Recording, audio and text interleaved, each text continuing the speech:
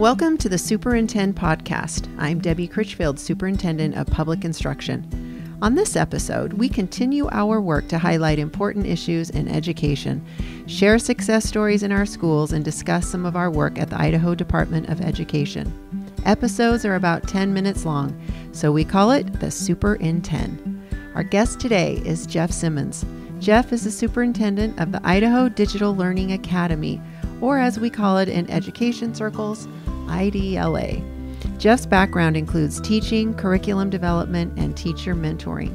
Today, Jeff is an early adopter of artificial intelligence, or AI, as we all know it. And that's what we're here to talk with him about today.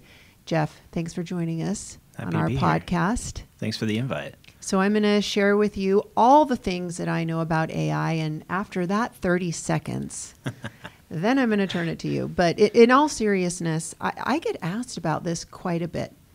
And I know enough. I mean, I know what it is. I know what it does. And there's this kind of fuzzy area of people still developing their opinions on it, where on the one hand, we believe that AI is a great way to improve medical advances, or some of the things that we think that's incredible that we're able to know and do things because of the artificial intelligence. But then we start walking down into other doors and we say, but we don't think it's right if AI wrote a paper for somebody, or we claim work that we didn't produce, and then everything in between. Help us think through and talk through this as someone who your main focus and vision and business is technology, information. Yeah. Well, we're going through the cycle, and we've gone through this cycle anytime we've adopted a new technology, going back to like the pencil or the chalkboard or the internet or cell phones or whatever it is. It comes out, it's new, it throws us off our game. We very easily see what we need to be worried about, and then we have a harder time grasping how we need to adapt to it. And we're in that cycle with AI right now. So it's a disruptive innovation that we're trying to figure out what to do with. And sure, it can write a paper for you. There's lots of things that it can do, but we have to own that it's a thing, and it will always be a thing for our kids.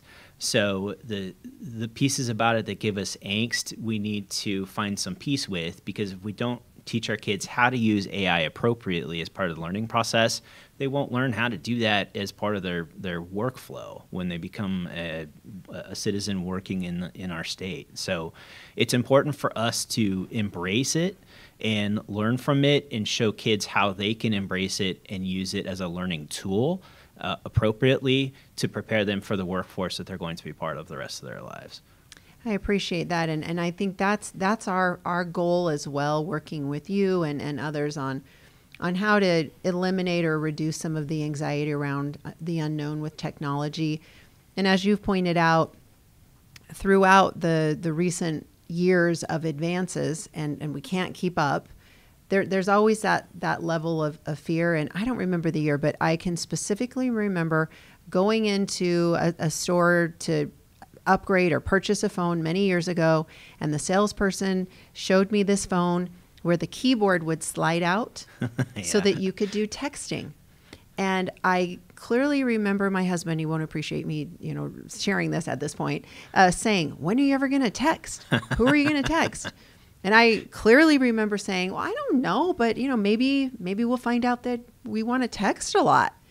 And, fast forward to now, we'd never even buy a phone for adults anyway, that you couldn't do some texting. Do you feel like we're at that beginning stages of AI of like, wait, no, now this is too much. Now we've really crossed the line? I think so. I think we're at an interesting phase, because some educators are still at the awareness phase where they're just trying to learn what this thing is, and others are ready to adopt it.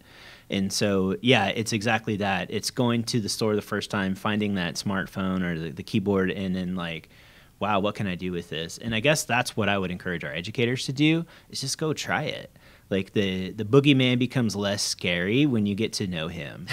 And so to help me know, what does trying it for an educator look like? How do they use that as a tool in their classroom? So, I mean, it or depends for their on teaching. Yeah, it depends on your level of comfort comfort with tools like that. If you're really uncomfortable with it, start using it in your personal life. Like, just go on to ChatGPT and see what it can do. Try some of the other models that, you know, provide images, or there's so many things out there that they can try, and just experiment with it and find ways that you can understand where it makes sense to use it. And as you do that, you're going to start, any teacher's going to start to think about, like, oh, I could do this in my classroom. Okay. And From a lesson plan to maybe if, getting deeper onto a concept or something in their subject. So you brought up Chat GPT. Yeah. So one of the things that I get asked about frequently from parents is this question of, how do teachers know that a paper or work that a student has turned in is their work and not the result of AI? And one of the things that I tell them is, our teachers know our students. And if you have a student that maybe was struggling or average or below average in their writing, and they've turned in something that looks like it was, you know, written for another level, our teachers aren't so naive that they wouldn't think, maybe I want to ask some more questions on this. How would you explain that to a parent? How I would explain that to a parent is that it's a tool that kids can use.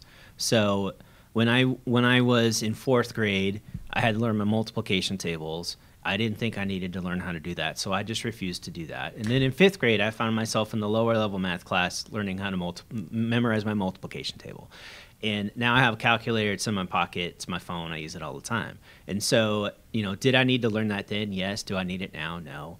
And so, you know, writing is definitely a skill that kids will still need, but is generating writing the skill that they need, or do they need to know that the output that they're getting is valid? Do they need to be able to construct a prompt so that they know they get out what they need in order to move forward? So there's pieces of that process that now we can support with AI, the same way calculator disrupted math. And so what did we do in math? We started saying, you have to show your work, or you have to explain to me how you came to this conclusion. Well, some of those calculators, you had to take 10 years to figure out how to use a graphing calculator. Yes. So, you know, what an interesting way to think about that. And I think what you're putting out there is that AI, let's say that it wrote the paper. You have to have some critical thinking to go around, what is it that I am putting out there? What's the question I'm proposing, or what's the solution I'm looking for? That it's not just simply a matter of, you know, the Jetsons where you push a couple of buttons and out pops the exact right thing. Yeah, there's still that human element. And so what we need to teach our kids is, where should they be applying their time in that element? I know for some kids, just sitting down with a piece of paper and a pencil and just staring at the paper, that's the hardest place to start. And so perhaps this is a tool that can help provide some introductory text that they can then refine and add their own voice into. So I know that that's different than what we learned how to do and what we've been doing. But if it's a tool that kids are going to have access to, let's show them how to use it rather than pretend that it doesn't exist and then make or them that learn it's a bad redundant thing, skills. that you should not learn how to use Exactly. AI because that's cheating or whatever it is. And I guess I would go one step further, and yes, our kids have access to it, but frankly, it's going to be a part of every adult's life in whatever their career or their industry. I mean, we see it more and more, you know, from AI doing headshots for resumes to, you know, everything in between, helping, you know, the NASA program and all of it. Yeah, and that's where we can get into a little bit of an equity conversation too, is that, you know, if kids are going to have access to something like AI for the workforce, and we prepare them without knowing how to use that, then they get out into the workforce and they're competing for jobs against kids who do know how to use AI. And now how well have we set up our kids for success? So in our just final moments here, what's your pitch on AI? My pitch on AI, we have a strategic goal at IDLA. It's to prepare students for the AI-supported workforce. And so my pitch with AI is, yes, there's things like bias we need to be aware of. We need to make sure it's safe and secure for kids. But we also need to move forward so that learning with AI is still about learning. It's not about AI, but it's learning in the same way that you're going to use AI when you get into the workforce. And so that's what we'll be trying to do at IDLA, and that's going to be a lot of work and take us a lot of time. but we believe that we have to prepare kids in the same way that they're going to enter the workforce. And I believe that too. Fully supportive of that, and we work together. I'm on your board, and I think that this is going to be an important topic for us in the coming years. Thank you. We've got, again, Jeff Simmons, Superintendent of Idaho Digital Learning Academy. We appreciate your time and expertise, and we'll probably need you back to decipher and uncode more about this. Happy to come back. Thank you. Thank you so much.